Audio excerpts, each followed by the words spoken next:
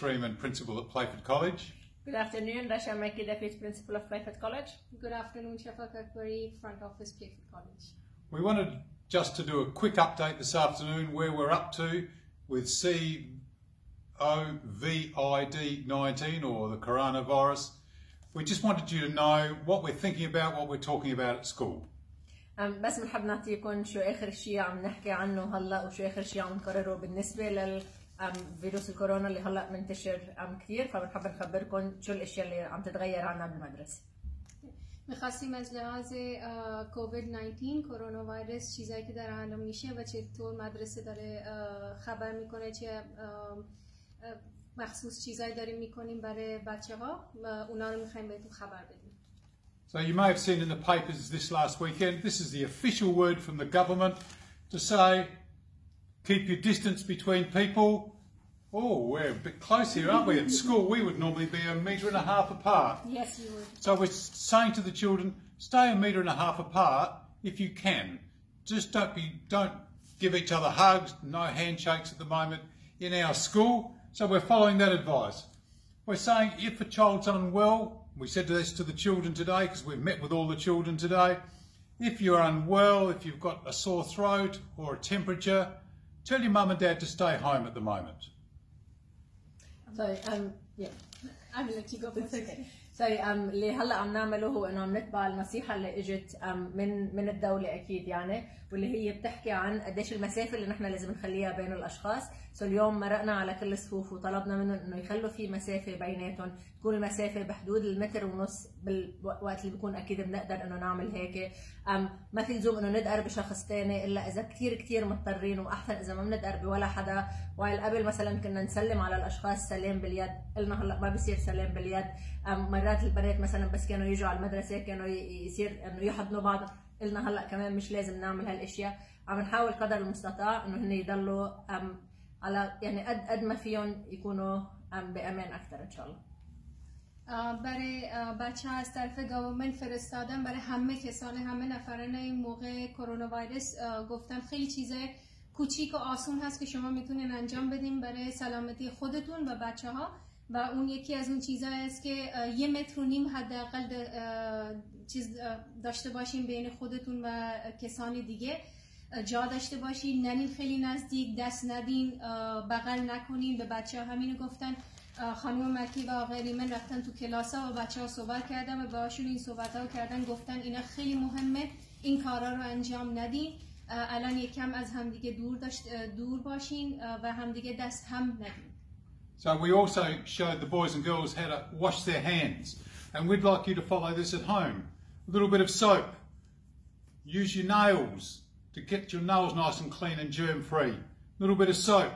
Do the same, then wash all the soap together and rinse for 20 seconds. طلبنا من الاولاد علمناهم كيف يغسلوا ايديهم، وطلبنا بالطريقه اللي هلا فرجينا عليها المدير، واللي هو انه بحطوا الصابون. الضفير لازم يتنظفوا كثير منيح، عاده الضفير بيحملوا جراثيم بشكل كثير عالي، ولازم وقت اللي بيغسلوا ايديهم يغسلوا ايديهم لمده 20 ثانيه. کلا به بچه امروز نشون دادم که چطور دستشون رو بشورن و تو این حال گفتن یک کم صابون تو این دست باشه، ناخوناتون رو حتما تو اون صابون بمالین و بعد تو این یکی دست و ناخوناتون رو خوب بمالین. بعد از اون تا 20 دقیقه دستتون رو خوب بمالین، بعد از اون دستتون رو بشورین. این خیلی مهمه موقع وقتی که کرونا ویروس همه جا آمده. So we've also followed what the government's saying. If you have a cough or if you have a sneeze, do it into your elbow, not into your hands.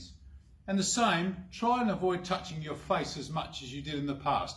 If you could just share that with your children at home, these are the health tips that are coming from our government, as well as wiping down surfaces where people have been. So كمان قلنا لهم بالنسبة إنه إذا بيكون واحد بده يسعل أو بده يعطس إنه ما يعملها بإيده، إنه ما يعطس بإيده، يكون يعمل هيك بشكل أفضل، بشكل إنه ما بيجي شيء على إيده، فما بيكون في جراثيم على إيده. كمان حكينا بالنسبة إنه هن ما يحاولوا إنه ما يدقروا وجههم كثير، لأنه أكيد العيون والمنخار والدم هن أكثر شيء بيسببوا إنه نحن ناخذ الفيروس، وإنه نحن نحاول نمسح الأماكن اللي نحن موجودين فيها قدر المستطاع.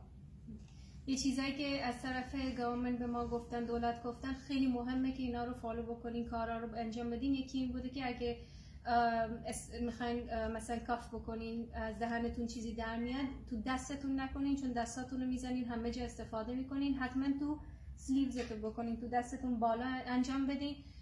و همینطوری هم اگه مثلا سعی کنین دستتون رو زیاد به صورتتون، چشماتون اینا نزنین و حتما به بچه‌ها هم همین رو نشون بدین و تمام اون جایی که مثلا زیاد دست میخوره اینا رو حتما سعی کنین تمیز بکنین، همیشه تمیز بزنین که بعد این اگه چیزی هم باشه از این ویروس نخواین مبتلا بشین. And tomorrow the school is sending home a document for you to consider. This is similar to most schools are now sending out in some form or another. It's just saying, if you've been overseas, stay away. If you have a relative who's just joined you from overseas and staying at your home, stay away for 14 days. It's now government is saying that, and there are penalties and fines if you don't follow those procedures. غدا ان شاء الله رح نبعث هيدي الورقه على البيت، واللي هي يعني في كثير مدارس عم يبعثوا شيء قريب منها، واللي هي بتقول انه مثلا كنت مسافر وهلا رجعت لازم تبقى بالبيت لمده 14 يوم. في حدا معك بالبيت مثلا عايش معك بنفس البيت كان مسافر ورجع كمان لازم تبقى 14 يوم. وهلا حتى صارت يعني الدوله بتلزم انه اي شخص بيرجع من السفر لازم يبقى بالبيت 14 يوم، واذا ما بيلتزموا بهيدي الاشياء يعني بالنهايه بيكون في عقوبات معينه لازم بتنفرض عليهم. يعني این نامه رو فردا انشالله با تمام بچه‌ها میفرستیم خونه و تو این نامه این خیلی مثل اینه که تمام مدرسه‌ها دارن به بچه‌ها میفرستن. اگه شما از جای بیرون اومدین یا بچه هاتون از جای بیرون اومده یا با کسی زندگی میکنین که از خارج داره میاد خونه، 14 روز بمونین خونه. این از طرف گورنمنت از 12 صبح امروز گورنمنت ایمپلمنت کرده که هر کی میاد بهشون گفتن 14 روز باید بمونن خونه. اگه نمونین خونه روش ممکنه فاین اینا هم بهتون بدن، برای همین بمونین خونه. اگه کسی رو میشناسین که باهاش تماس داشته باشین و معلوم شده که مثلا کرونا ویروس داره، اون موقع هم حتما بمونین خونه، نیاین مدرسه تا 14 روز خودتون رو بذارین تو خونه باشین، جایی نرین. و غیر از اون مثلا اگه نورمال یه وقت تب میکنین یا احساس کمزوری میکنین یه چیزی میکنین، برین پیش دکترتون و دکترتون بگی من این تب و اینا دارم. وقتی دکتر گفت اوکی هستین اون موقع بیاین. بچه‌ای که مثلا تب داشته باشن تا 48 دقیقه تا 48 ساعت نیان مدرسه. اگه هیچ کدوم از اینا نیست میتونین بیاین مدرسه و همون دستاتون رو بشوریم و کاری که گورنمنت گفته چطور تمیز بذارین چیزا رو اونا رو انجام بدین.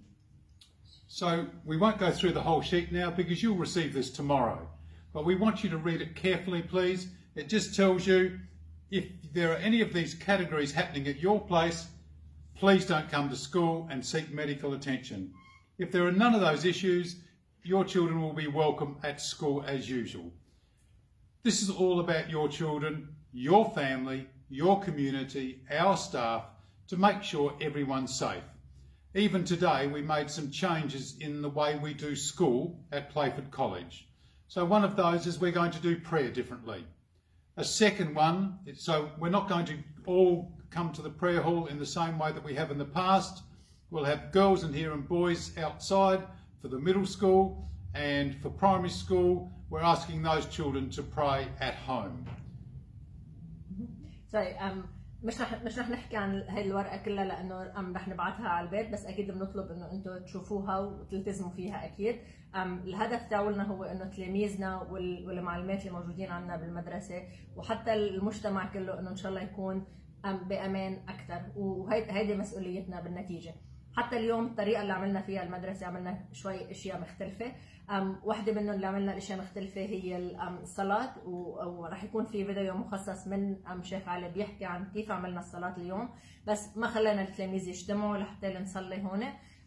تلاميذ من الصف الثالث للصف السادس طلبنا منهم يصلوا بالبيت إلا إذا بدهم يجوا خلال الفرصة ويصلوا. في جزء كتير صغير إجا صلى، بس الأغلبية رح يصلوا بالبيت من الصف الثالث للصف السادس. التلاميذ اللي هن بالميدل سكول من الصف السابع للصف العاشر خلينا البنات يصلوا بالمصلى والأولاد يصلوا برا. فبشكل إنه نحن ما حطينا بمكان واحد عدد كتير كبير من التلاميذ، واجين يعني مره جديده هيدا بس لنأمن سلامتهم ان شاء الله. این کارهایی که همه رو داریم باهاتون صحبت کردیم اینا رو فردا ورقه میفرستیم خونه و اون ورقه رو حتما بخونین ببینین چی نوشته توش و غیر از اون ما همه این کارا رو داریم میکنیم به خاطر شما و بچهای شما و کلا کامیونیتی هممون تمام جمع که در امان باشن. و یکی از اون چیزایی که الان ما داریم اینجا میکنیم اینه که نماز رو جدا کردیم، یعنی نماز رو اینجا برای میدل سکول بچه از کلاس 7 تا کلاس 10 پسرا بیرون میخونن، دخترها اینجا میخونن.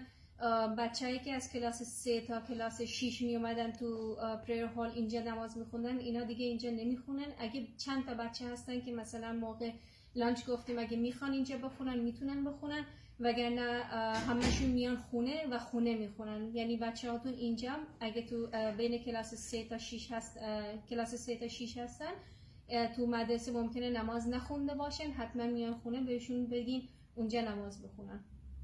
So we are going to postpone, we've explained to the children, we've even postponed our camp to Kangaroo Island, which was starting tomorrow. We're also doing the same with all the other excursions that would have been on this term. We're just postponing things until it's safer for the children to be out. We've explained to them about distance and social distancing. We've explained to them about hygiene, as we've said, and we've explained to them that we'll be now wiping desks down between lessons and at the end of the day to make it safe for all the children. شغلة جديدة كمان عملناها هي إنه كان في عنا كامب، كان في عنا رحلة تخييم بتبلش من بكرة على كانجارو آيلاند أجلناها. حتى كل الرحلات اللي كانت مخصصة، الرحلات اللي هي بنفس النهار اللي كانت مخصصة لهيدا الفصل كلها كمان أجلناها. ما رح نروح أي رحلات عشان ما يكون في كتير تواصل بيننا وبين يعني العالم الخارجي، أو إنه حتى مثلا نطلع بباص أو أي شيء من هالنوع. فهيدي كلها أشياء هلا بالوقت الحالي أجلناها. طلبنا إنه نحن نمسح الطاولات بشكل أفضل وبشكل مستمر، فالتلاميذ رح يكونوا عم بمسحوا طاولاتهم أكثر من مرة بالنهار عشان نتأكد إذا وقع أي شيء على الطاولة، إذا صار أي شيء يكون كله عم ينمسح. عم نحاول قدر المستطاع إنه نحن نخلي التلاميذ حتى يحافظوا على نظافة الشخصية تاعتهم ونظافة الأشياء اللي هن بيستعملوها بشكل أفضل. تمام بچه‌ها رو دارن یاد میدن، گفتن رفتن باشون صحبت کردن که چطور همه چیزا رو تمیز بذارن، همه چیزا رو صاف بکنن و به خاطر سلامتی تمام بچه‌ها، تمام اکسکورژن‌های چیزایی که بچه‌ها رو می‌خواستن ببرن بیرون بگردونن کانگارو آیلند شده یا هر چی که دیگه بوده، حتما آرت گالری که می‌خواستن ببرن همه اینا رو کنسل کردن. کنسل نگم پوستپون کردن، یعنی این ترم نمی‌کنن. ممکنه ببینیم حالات در ترم 2 چی میشه، اون موقع ممکنه بعداً این کارا رو انجام بدم به بچه‌ها. ولی برای سلامتی تمام بچه‌ها و سلامتی همه اونایی که تو اینجا کار میکنن به خاطر اون همه این چیزا رو کم کردن و تمام کردن اکسکورژن و اینا رو تا ببینیم که میشه انشالله که به زودی بهتر بشه حالات. So we thank our community for the way you're already supporting the school. Thank you if your children do have a sore throat or a temperature, you're already keeping them home. If you're feeling unsafe about the children coming to school, you're already keeping them home. All the people who come back from overseas, you're staying at home in self-isolation. We appreciate that. We know it's inconvenient. We know for families who are considering travelling overseas, you're rethinking that because it might be difficult now to get into countries or get back into Australia. So it makes sense that you actually think about all those things. اللي نحن بنتشكر اكيد المجتمع اللي هو حوالينا على انه الاشياء اللي هن عم يعملوها، انه اذا اولادهم مرضى اكيد عم بخلوهم بالبيت.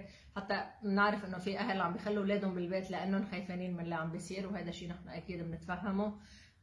نطلب انه اذا بدكم تسافروا ترجعوا تفكروا بالموضوع، لانه بالوقت الحالي الوضع مش كتير امان، وفي مطارح ما عم بخلوا العالم تفوت عليها، واذا عم بخلوا العالم تفوت ما عم بخلوهم يرجعوا على استراليا. فاذا بنفكر اكثر شوي بخيارات السفر اكيد بيكون كثير منيح. ما خیلی تشکر میکنیم از تمام اون پرنتسای، تمام اون والدینایی که بچه‌هاشون رو تو خونه گذاشتن به خاطر که مثلا سرما خوردن یا حالشون خوب نبوده، نفرستادین. خیلی ممنون، دستتون درد نکنه. و همینطوری هم اون مادر پدرایی که به خاطر سلامتی بچه‌ها نخواستن بچه‌ها بیان مدرسه یا ترس داشتن یا چیزی اینطوری بود، بچه‌هاشون رو گذاشتن خونه، اشکال نداره، دست شما درد نکنه. و تمام اونایی که شما فکر کرده بودین که میخواین سفر بریم به جای دیگه ممکنه بخواین دوباره فکر بکنین بهش، چون سفر ممکنه برین و نتونین برگردین چون در حالی که الان هستیم. ولی خیلی ممنون برای اینکه فکر کردین. So we'll be sending regular updates. There are more coming tomorrow, but please remember that most of the updates will come via SchoolStream, through Facebook, through Class Dojo and Seesaw. It is so important that all of our families are signed up so that you can get the news straight away. If we have to close the school, we'll be asking you to come and collect your children immediately. You need to be in contact so that we can get those messages to you. Please sign up. راح نكمل اكيد انه احنا نعطيكم معلومات اكثر خاصه بالوقت الحالي. لحتى نحن نتواصل مع الاهل، نحن بنتواصل مع الاهل بالسكول ستريم، بالفيسبوك، كلاس دوجو، سيسو. نطلب من كل الاهل الموجودين عندنا انه يكون عندهم اتليست على الاقل 3 من هدول الاشياء. اذا اولادكم من حدود الصف السادس لازم يكون عندكم كلاس دوجو، اذا اولادكم بالميدل سكول لازم يكون عندكم سيسو، اذا ما عندكم رجاء انه تطلبوا انه انتم يكون هذا الخدمه موجوده عندكم على التليفون. نحن بنبعث لكم اشياء من خلال هيدي الخدمات. اذا اضطرينا نسكر المدرسه لاي سبب اللي كان، هيك نحن رح نحاول نتواصل معكم، هيك بدنا نبعث شغل لاولادكم. فضروري انه هيدي الخدمات وهيدي الاشياء تكون موجوده، هيدي التطبيقات تكون موجوده على تليفوناتكم.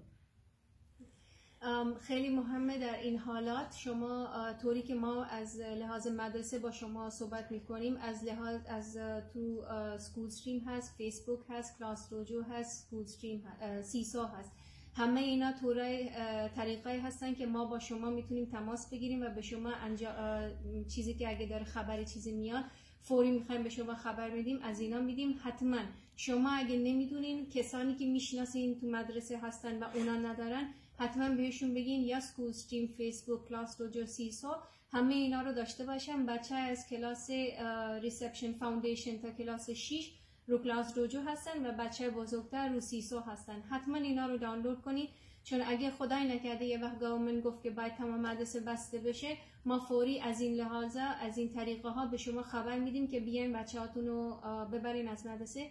خیلی مهمه که این پروگرام ها رو تو موبایلتون داشته باشین. So our prayer is that everybody in our community stays safe. Thank you for your support in keeping Playford College as safe as it can be.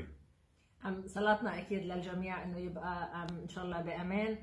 نشكركم لدعمكم عشان نخلي إن شاء الله المدرسة بأمان. دعا میکنیم که انشالله همتون سلامت باشین و خیلی ممنون، دستتون درد نکنه برای اینی که کمک دارین میکنین که پلیفورد کالج در امان باشه. خیلی ممنون.